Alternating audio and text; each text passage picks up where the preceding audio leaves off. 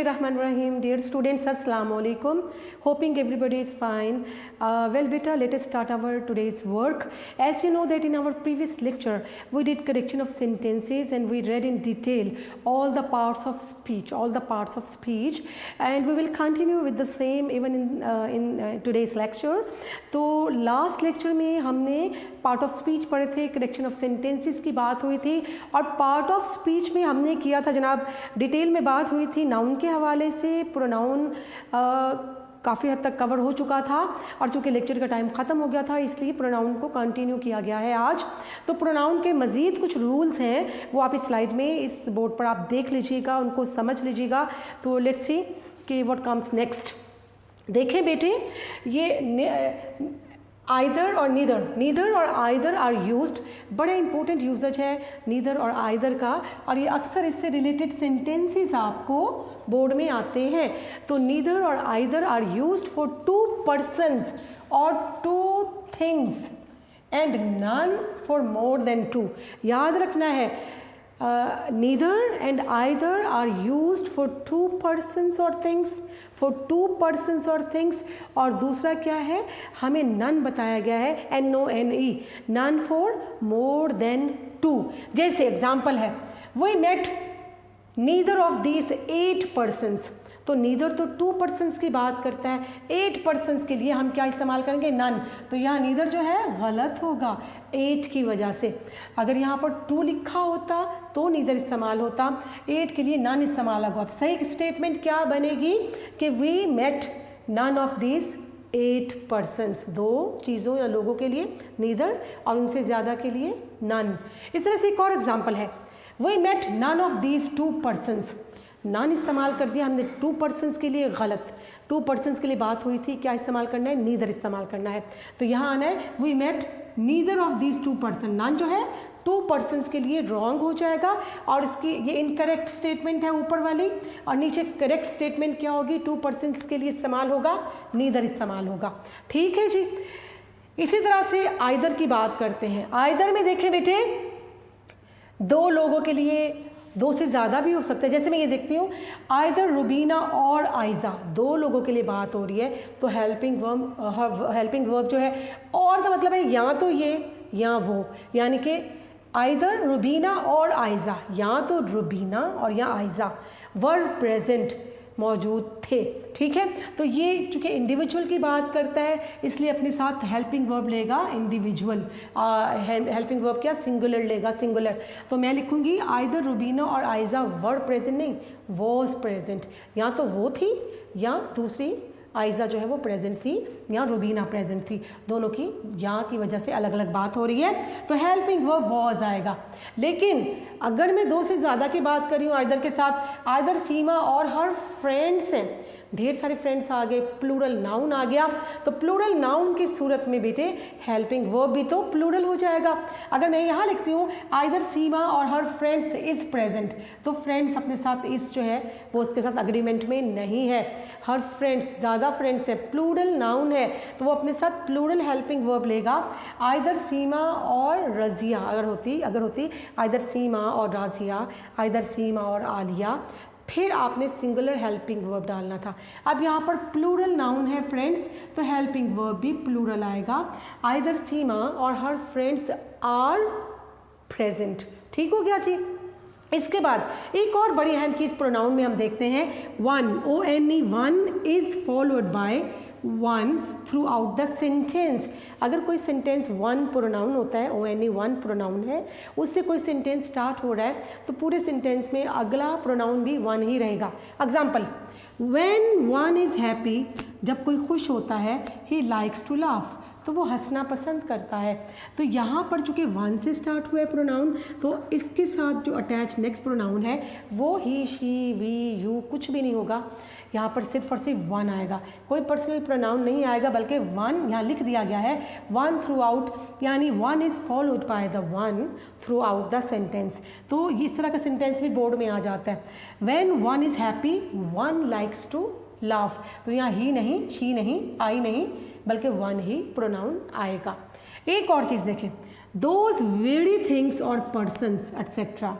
which are being compared can be referred to those very things and persons which are being compared. दो चीज़ें, दो अशख़ास जिनको compare किया जा रहा है, can be referred to for comparison. उनको रेफ़र करने के लिए, उनको कंपैरिजन करने के लिए दो चीज़ों को या दो पर्सन्स को जब हम लोग क्या करते हैं, कंपेयर कर रहे होते हैं, तो डैट ऑफ के साथ उसको इस्तेमाल करेंगे. जैसे आपके पास जुमला आता है, ये मेरे पास जुमला है, my TV is like my friend, कि मेरा टीवी मेरे दोस्त की तरह है. नहीं, दोस्त की तरह नहीं, दोस्त के टीवी की तरह है. लाइक दैट ऑफ आएगा कंपैरिजन करते हुए किसी के साथ, किसी थिंग के साथ, पर्सन के साथ, लाइक दैट ऑफ आएगा. तो मैं यहाँ सेंटेंस है my TV is like my friend, नहीं, my TV is like that of my friend. तो लाइक के बाद डेट ऑफ लाजमी है जब हम कंपेयर कर रहे हैं. ठीक है, दो चीज़ों का या अशख़ास का. फिर आपके पास एक बड़े अहम और बड़ा इम्पोर्टेंट आपके पास एक स्टेटमेंट आता है, एक रूल आता है, the masculine pronoun is used with everybody, everyone, anybody, nobody. ये जो आपके इंडेफिनिट प्रोनाउंस होते हैं, एनीबॉडी, एवरीबॉडी, नोबॉडी, एनीबॉडी, ठीक है, एवरीवन, ये सारे इंडेफिनिट प्रोनाउंस कहलाते हैं. तो बेटा यहाँ लिखा हुआ है masculine pronoun is use with them, इनके साथ मैस्कुलिन प्रोनाउन आता है, हिज आता है, हर इस्तेमाल नहीं होता और कुछ भी नहीं होता. जैसे एग्जाम्पल आपके पास है, everybody should know her duty. Her नहीं आएगा, यहाँ पर क्या है, जब एवरीबॉडी आ गया, इंडेफिनिट प्रोनाउन आ गया, तो आपके पास प्रोनाउन मैस्कुलिन होगा, मैस्कुलिन प्रोनाउन ही, और उसका ऑब्जेक्टिव केस हिज आ जाएगा. ये तो नहीं बन सकता everybody should no he duty, नहीं ना, यहाँ सब्जेक्टिव केस आ ही नहीं सकता, यहाँ तो ऑब्जेक्ट आएगा, ऑब्जेक्टिव केस आएगा. तो everybody should know her duty, their duty, our duty नहीं, ये इंडेफिनिट प्रोनाउन के साथ हिज आता है हमेशा, मैस्कुलिन प्रोनाउन. इसी तरह से आपके पास सेंटेंस है, nobody can change their fate, nobody can change their fate. Nobody फिर इंडेफिनिट प्रोनाउन है और अपने साथ मैस्कुलिन प्रोनाउन लेता है हिज. तो यहाँ पर क्या आएगा, nobody can change his fate, their नहीं होगा, हिज मैस्कुलिन प्रोनाउन होगा. ये रूल बेटा बड़ा इंपॉर्टेंट है. इस तरह की स्टेटमेंट भी बोर्ड में आती हैं. फिर आपके पास एक और बड़ी अहम चीज़ आई, लेट. आपके पास एक वर्ब है और वर्ब क्या है, LET, let. Let is a verb, let is a verb. It should be followed by a pronoun in objective form. तो लेट के साथ जो प्रोनाउन आता है वो सब्जेक्टिव फॉर्म में नहीं होता, किस में होता है, हमें रूल कहते हैं ऑब्जेक्टिव फॉर्म में होगा. मिसाल मैं कहती हूँ लेट आई गो, लेट आई गो कि मुझे जाने दो. तो लेट के साथ हमने पढ़ा कि प्रोनाउन तो ऑब्जेक्टिव फॉर्म में होगा, तो आई का ऑब्जेक्ट क्या होगा, मी. तो यहाँ पर लेट मी गो ये करेक्ट है, लेट आई गो गलत है.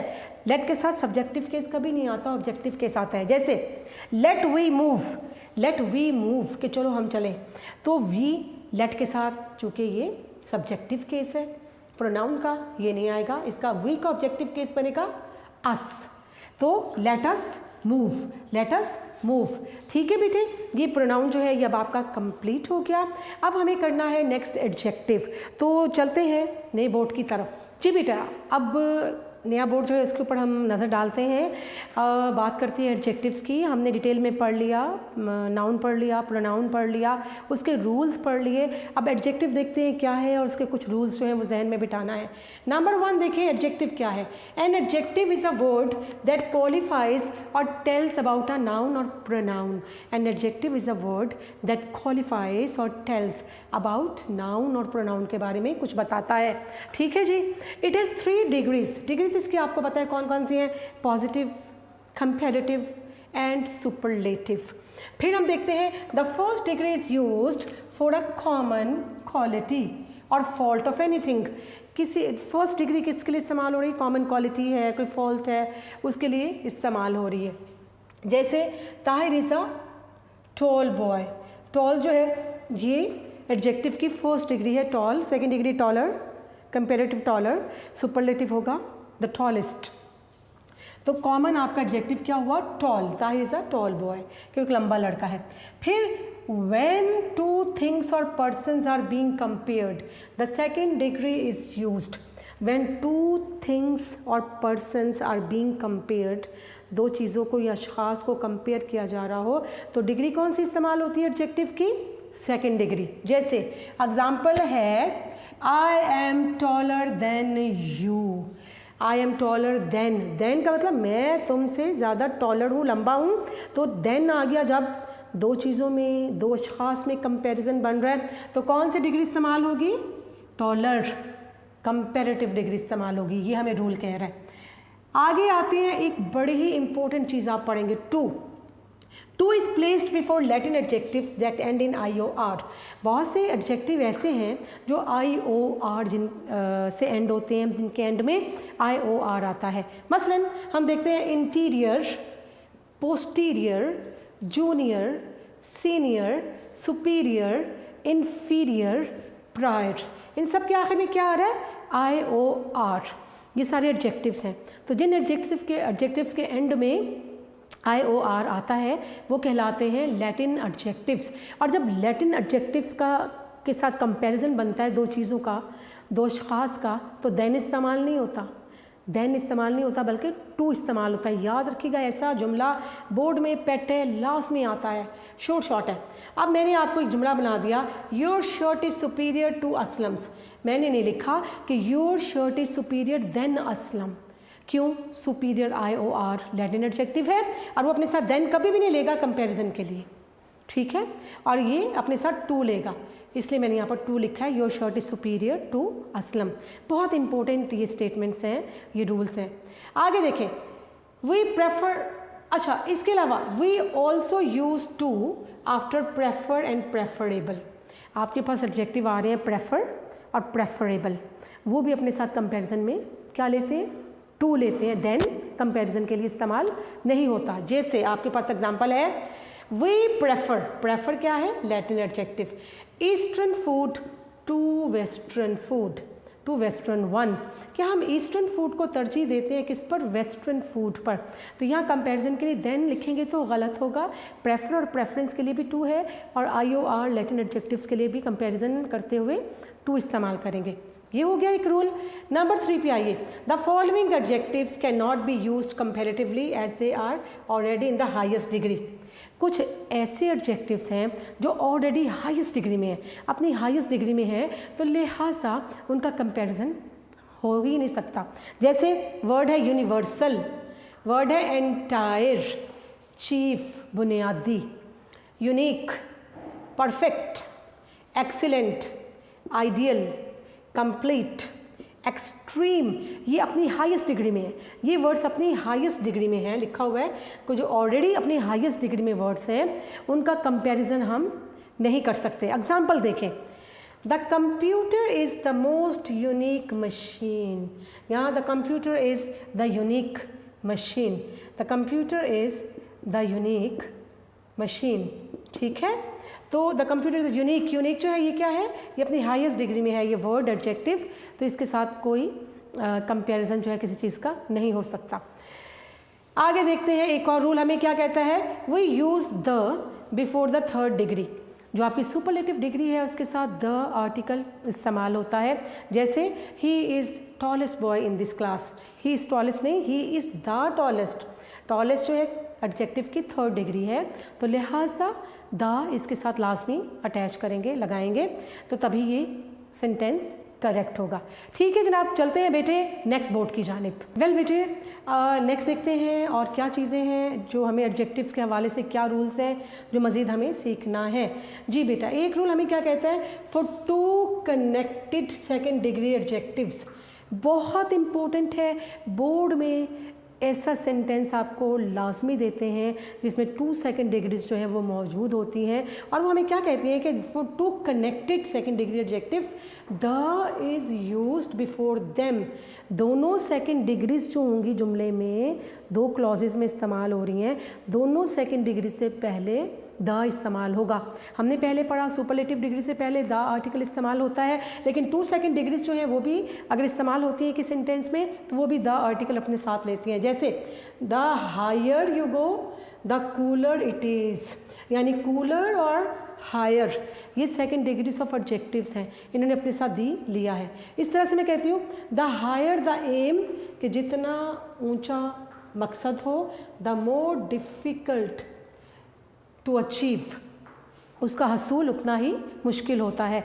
तो यहाँ पर 2 डिग्रीज कौन सी हैं जी? कंपेरेटिव हायर है, और यहाँ पर क्या है? More difficult. हायर और मोर डिफ़िकल्ट अपने साथ क्या लेंगे? आर्टिकल दी लेंगे। और ये शॉर्ट जुमले हैं इस तरह के जो बोर्ड में आते हैं। ठीक है जी। नेक्स्ट रूल हमें कहता है we can not use the second and third degrees together.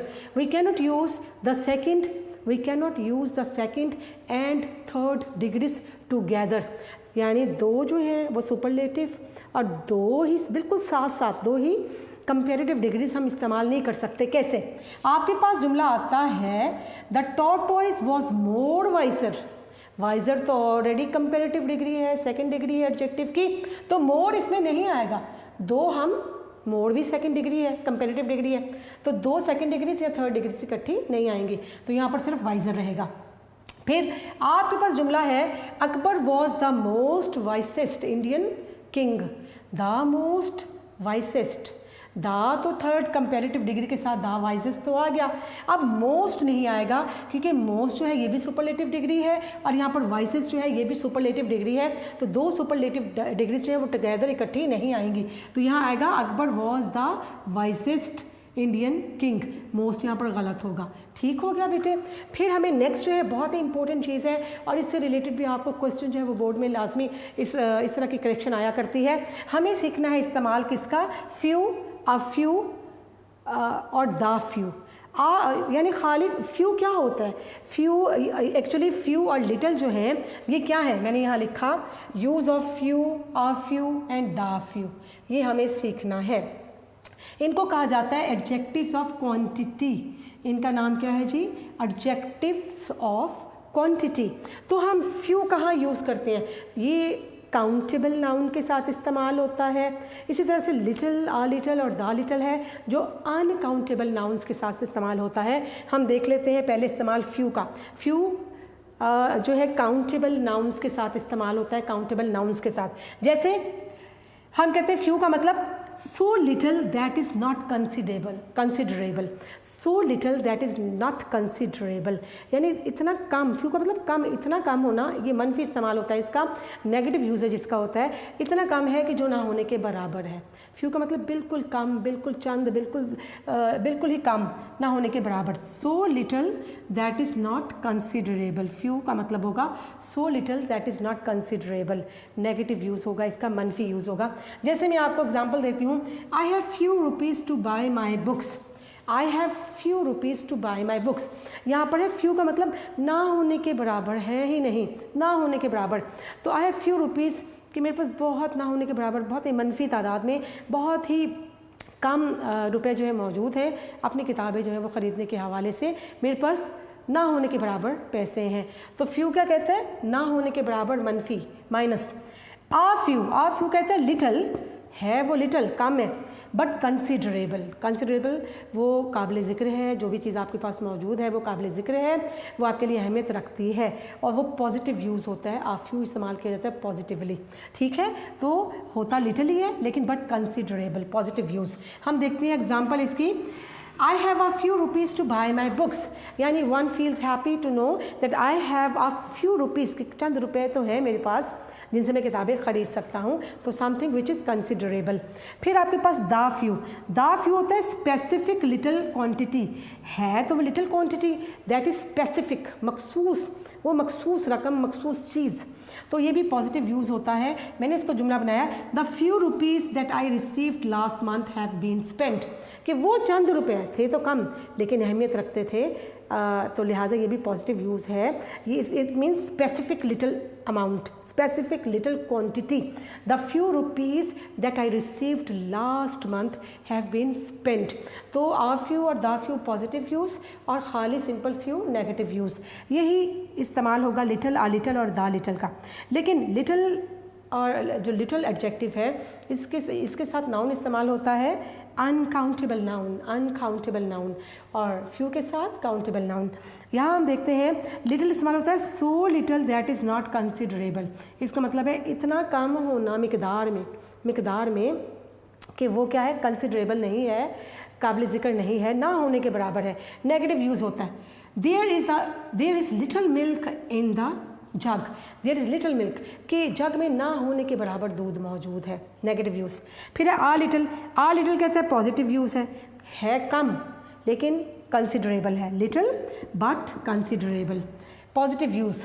There is a little milk in the jug, कि बहरहाल कुछ जग में कुछ दूध मौजूद है जो अहमियत रखता है, जो कंसिडरेबल है। फिर है द लिटिल, ये द लिटिल क्या होता है, स्पेसिफिक लिटिल क्वांटिटी, कि एक मखसूस है कम मकदार लेकिन मखसूस मकदार जो मौजूद थी। तो the little milk that was in the jug has been consumed, the little milk that has been in the jug, the little milk that was in the jug has been consumed, कि वो थोड़ा सा दूध जो अहमियत रखता था, जो मौजूद था, वो दूध वो कहाँ है, अब इस्तेमाल हो चुका हुआ है। ठीक है जी, ये इस्तेमाल आपने बेटा सीखा। तो चलते हैं नेक्स्ट बोर्ड की तरफ। एडजेक्टिव आपका हुआ कंप्लीट। जी बेटे, करेक्शन ऑफ सेंटेंसेस जो है, अब हम आते हैं उसमें वर्ब की जानिब, के वर्ब क्या है और उसके लिए किन खास रूल्स जो है उनको मद्देनज़र रखने की ज़रूरत है। वर्ब देखें, it is the word used to describe an action. Verb क्या है, it is a word that is used to describe an action. In a sentence, the verb should be in agreement with the subject. तो आपने tenses पढ़े, बहुत तफसील से मैंने आपको सारे टेंसेस एक्टिव वॉइस और पैसिव वॉइस के साथ समझाए थे बिल्कुल स्टार्ट लेसन्स में। तो आपने देखा कि सेंटेंस में क्या होना चाहिए, वर्ब जो है should be in agreement with the subject, अपने सब्जेक्ट के साथ अग्रीमेंट में होना चाहिए। ठीक है जी, टेंस के अकॉर्डिंग ही आपने उसको चेंज करना है। जैसे suppose my friend walks to the college in the morning, my friend walks, ठीक है, my friend walks to the college in the morning.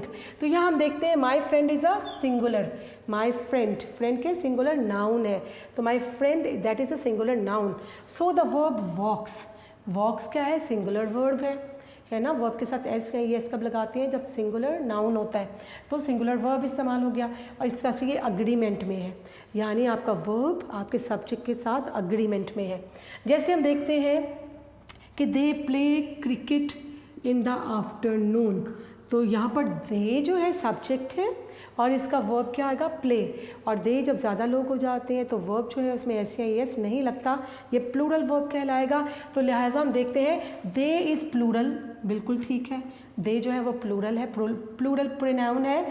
So play plural verb is in agreement with the subjects, लिहाजा play जो है, place नहीं लिख सकते दे के साथ, ऐसे ही एस नहीं आता, तो लिहाजा प्लूरल इसके साथ जो वर्ब है that is in agreement with the subject. तो सब्जेक्ट का और वर्ब का अग्रीमेंट बहुत ज़रूरी है टेंस अकॉर्डिंग, ये they must be in accordance with the subject. Next number 2 देखते हैं। In English usually past tense is followed by the past tense.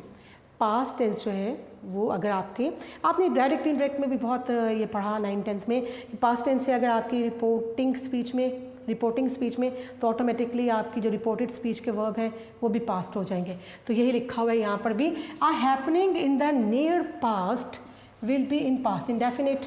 देखिए जो नियर पास्ट में, जैसे आप उर्दू में पढ़ते हैं माजी करीब और माजी बईद, तो जो करीब पास्ट में जो हैपनिंग्स हैं, वक़ू पज़ीर होने वाले वाक़यात हैं, वो क्या है, पास्ट इंडेफिनिट टेंस में होंगे। फिर and a happening connected with it in the distant past in the same sentence. और अगर उसी सेंटेंस में एक हैपनिंग जो है वो डिस्टेंट पास्ट में, माजी बईद पुरानी बात है, तो वो किस में होगी, डिस्टेंट पास्ट। देखें पास्ट जो है, जो नियर पास्ट है वो पास्ट इंडेफिनिट है, और जो डिस्टेंट पास्ट है उसको पास्ट परफेक्ट कहते हैं। वो जुमला हैड में कन्वर्ट होगा, एक जुमला पास्ट में है तो दूसरा जो है, दोनों पास्ट आ गए हैं आपके पास, तो वो हैड है, यानी एक जो करीब की एक्टिविटी है वो पास्ट इंडेफिनिट है, जो दूर माजी की एक्टिविटी है वो पास्ट परफेक्ट है। जैसे एग्जाम्पल क्या है आपके पास, अली सेड क्या है, ये पास्ट इंडेफिनिट टेंस है, second form of the verb, that he had enjoyed himself in Karachi, कि उसने कराची में अपने आप को एंजॉय, मतलब उसने एंजॉय किया था, लुत्फ़ उठाया था कराची में। तो ये डिस्टेंट पास्ट की बात वो सुना रहा है, तो यहाँ पर हैड आ गया, तो ये पेयरिंग भी आपकी बन गई, पास्ट इंडेफिनिट और past perfect, near past, distant past. इसी तरह से एक और चीज़ आप देखें, यूनिवर्सल ट्रूथ होते हैं, सेइंग्स होती हैं, and sayings and habitual action. ये किस में एक्सप्रेस होते हैं? प्रेजेंट टेंस में। इनका टेंस हम चेंज नहीं करते। किस किस का? यूनिवर्सल ट्रूथ का, सेइंग्स का और हैबिचुअल एक्शंस का। जैसे ही टोल्ड, इसके आने वाले वर्ब अगर प्रेजेंट है और अगर वो यूनिवर्सल ट्रूथ है तो वो वैसे ही रहेंगे। That honesty is the best policy, ये इज़ हम कभी भी इसका वर्ब चेंज नहीं करेंगे। ये क्या है? प्रोवर्बल स्टेटमेंट है।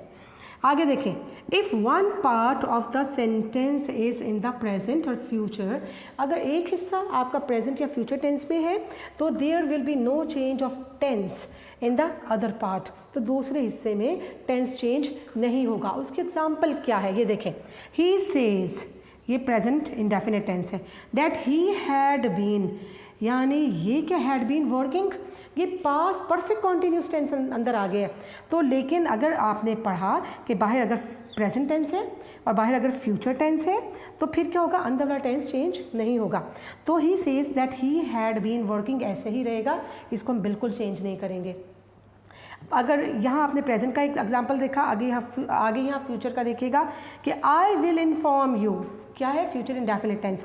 तो अंदर टेंस कौन सा आ रहा है? I will inform you what they did last month in Karachi, what they did last month in Karachi, कि उन्होंने पिछले महीने कराची में क्या किया। तो ये पास्ट इंडेफिनिट टेंस है। तो हमने चूँकि फ्यूचर इंडेफिनिट आ गया शुरू में, फ्यूचर टेंस आ गया, तो अंदर वाला टेंस ऐसे ही रहेगा, उसको चेंज नहीं करना। अंदर वाला टेंस चेंज होता है जब बाहर पास्ट होता है। अगर बाहर प्रेजेंट या फ्यूचर है तो अंदर वाला टेंस जो है वो चेंज नहीं होता। और उस सूरत में भी जब कोई प्रोवर्बल स्टेटमेंट है, यूनिवर्सल ट्रूथ है, या फिर यहाँ पर लिखा है सेइंग्स हैं या हैबिचुअल एक्शन है। ठीक है बेटा, तो चलते हैं नेक्स्ट बोर्ड की तरफ, इसी वर्ब को कंटिन्यू करते हैं। जी बेटा, वर्ब रिलेटेड रूल्स जो हैं वो हम पढ़ रहे हैं। अब देखते हैं नंबर 4 पर हमें नेक्स्ट रूल्स जो हैं वो क्या बताते हैं। The following verbs are not followed by prepositions. कौन कौन से ऐसे वर्ब्स हैं जो कि प्रपोजिशन फॉलो नहीं करते हैं? हम तो वर्ब्स की बात कर रहे हैं ना, वर्ब आप पढ़ रहे हो। आप देखिए, reach, love, marry, resemble, enter, order, obey, inform, recommended. ठीक है, इनके साथ प्रपोजिशन नहीं लगती है। फिर देखिए नंबर 5 पे, the following verbs take reflexive pronouns. Reflexive pronouns कौन से होते हैं? जिनके एंड में सेल्फ लगता है, SELF, myself, herself, themselves, yourself. तो कुछ ऐसे वर्ब्स हैं जो अपने साथ लेते हैं, क्या लेते हैं? Reflexive pronoun. जैसे है enjoy, avail, accent, revenge, height, avenge. कैसे लेते हैं ये अपने साथ? मैं यहाँ पर अवेल एक पिक कर लेती हूँ, एक वर्ब। इसको किस तरह से यूज़ करेंगे कि ही अवेल्ड हिमसेल्फ। तो हिमसेल्फ क्या हो गया? Reflexive pronoun. He availed himself of the opportunity, यानी उसने अपॉर्चुनिटी से फ़ायदा उठाया। हम खाली कहते हैं ही अवेल्ड ऑफ द अपॉर्चुनिटी, तो बेटा ये गलत होगा, क्योंकि ये उन वर्ब्स में शामिल है अवेल जो अपने साथ रिफ्लेक्सिव प्रोनाउन लेते हैं। तो इसका सब्जेक्ट में इसका प्रोनाउन ही था ना, तो अगर ही है तो हिमसेल्फ आ जाएगा, शी होता तो हर सेल्फ आ जाता, यू होता तो योर सेल्फ आ जाता। ठीक है बेटे, याद रखने वाली बात है, इम्पोर्टेंट है। इससे रिलेटेड भी कोई ना कोई स्टेटमेंट आपकी करेक्शन ऑफ सेंटेंसेस में आ जाती है।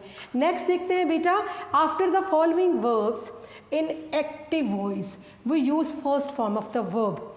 कौन कौन से ऐसे वर्ब हैं जिनके साथ कौन कौन से, देखिए एक्टिव वॉइस में कुछ ऐसे वर्ब्स हैं जो अपने साथ लेते हैं first form of the verb. ठीक है, first form of, after the following verbs in active voice we use first form of the verb. ठीक है, वो कौन कौन से ऐसे वर्ब हैं? ये हेल्पिंग वर्ब है, बेसिकली हेल्पिंग वर्ब्स हैं। ये अपने साथ आने वाली फॉर्म कौन सी हालत में लेंगे? फर्स्ट फॉर्म में। डू के साथ फर्स्ट फॉर्म है, डिड के साथ फर्स्ट फॉर्म है, can, could, may, might, shall, would, must, ought to, ये सारे अपने साथ कौन सी फॉर्म लेंगे? First form of the verb लेंगे हमेशा। हाँ, अगर इनके साथ माइट भी, कुड भी, विल भी, शैल भी आ जाता है तो वो हमेशा थर्ड फॉर्म अपने साथ लेंगे। ठीक हो गया जी, ये आपका कंप्लीट हुआ क्या? ये हमने कंप्लीट कर ली, वर्ब जो है वर्ब इसमें कंप्लीट हो गया। अब आपने पढ़ लिया अब तक, नाउन पढ़ा, प्रोनाउन पढ़ा, एडजेक्टिव पढ़ा, एडजेक्टिव के बाद हमने वर्ब पढ़ा, वर्ब के बाद प्रेपोजिशन। बेटा प्रेपोजिशन एक लेक्चर आपको दिया था, प्रेपोजिशन का चैप्टर जब हम लोग कर रहे थे, बड़ी डिटेल बात हुई थी प्रेपोजिशंस के हवाले से कि उनका यूसेज क्या है, और वो यकीनन आपके पास मौजूद होगा, वो लेक्चर आपने नोट भी किया होगा। तो अब एक देख लेते हैं कि इसमें कुछ जो मेन पॉइंट्स हैं, मेन चीज़ें उनको गो थ्रू करते हैं। प्रेपोजिशंस, अब preposition shows a connection of a noun और प्रोनाउन विद अदर वर्ड्स, यानी कनेक्शन ऑफ अ नाउन और प्रोनाउन विद अदर वर्ड्स। और कॉमनली यूज प्रेपोजिशन कौन कौन सी है? Of, to, in, on, O double F off, with, by, under, from, up, down, etcetera. ये सारी कॉमन यूज़ होने वाली प्रेपोजिशन है, और इनका यूजेज बड़ी तफसील से आपको एक लेक्चर में जो है बता दिया गया था। डायरेक्शन को ये इंडिकेट कर रही होती है। ऑन किसको करते हैं? On the surface of something, in, inside something. और इसी तरह से टू भी है, वो इंडिकेट कर रहा है किसी पर्सन को भी, किसी डायरेक्शन को भी। ठीक हो गया बेटे? अंडर, वो भी बीनेथ, नीचे, लोअर स्पेस को इंडिकेट कर रहा है। ठीक है। The preposition is not used with many verbs when they are transitive। जब ट्रांजिटिव होती है तो बहुत से वर्ब्स ऐसे होते हैं, जब वो ट्रांजिटिव वर्ब्स हैं तो उसमें क्या जनाब, उसमें प्रेपोजिशन इस्तेमाल नहीं होती। तो यहाँ पर फिर again reach, love, hate, marry, attack, resemble, enter, resign, order, assist, obey, ask, inform, इनके साथ प्रेपोजिशन कोई भी इस्तेमाल नहीं होती। अगर इनके साथ प्रेपोजिशन लगी है आपके सेंटेंस में तो आप करेक्शन कर लीजिएगा, आपने वही प्रेपोजिशन क्रॉस कर देनी है उस सेंटेंस में, यही गलती होगी। इन वर्ब्स के साथ प्रेपोजिशन नहीं लगती है। ठीक है बेटे? तो ये आपने काफ़ी चीज़ें जो है इस लेक्चर में भी कवर की, काफ़ी चीज़ें जो है इस लेक्चर में भी सीखी है। इसको ज़रूर नोट डाउन कर लीजिएगा, इनको ज़रूर प्रैक्टिस में लाइएगा, क्योंकि इन्हीं को बेस करेंगी आपकी एक्सरसाइजेस, करेक्शन एक्सरसाइजेस। ये सब करवाने के बाद फिर ही आपकी करेक्शन जो एक्सरसाइजेस हैं नोट्स में से वो शुरू की जाएंगी। ठीक है बेटा? अपना बहुत ज़्यादा ख्याल रखिएगा, keep practicing. Thank you very much, take care and stay blessed. Allah हाफिज़।